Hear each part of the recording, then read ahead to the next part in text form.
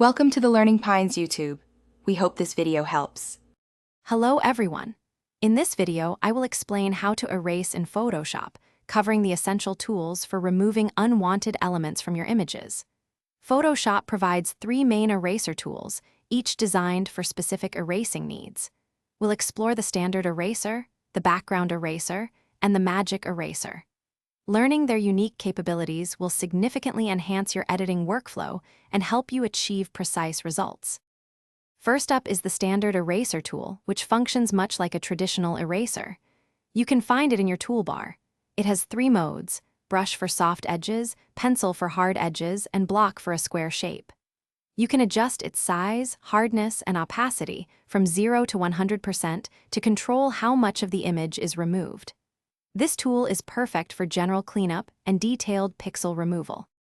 Next, we have the background eraser tool, a powerful option for isolating subjects.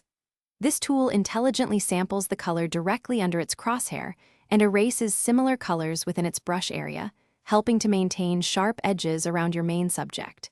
You can adjust its sampling method and set a tolerance level, often around 20 to 50, to define how broad a color range it affects. This makes removing complex backgrounds much simpler. Finally, the magic eraser tool is fantastic for quickly removing large, uniformly colored areas. With just one click, it erases all contiguous pixels within a specified color range, similar to the magic wand. Adjust the tolerance, typically starting around 32, to fine-tune its sensitivity. Remember to use layers for non-destructive editing. Duplicate your original layer before erasing. This way, you can always revert to your original image if needed, ensuring a flexible workflow. Thanks for watching. Consider subscribing if we helped you.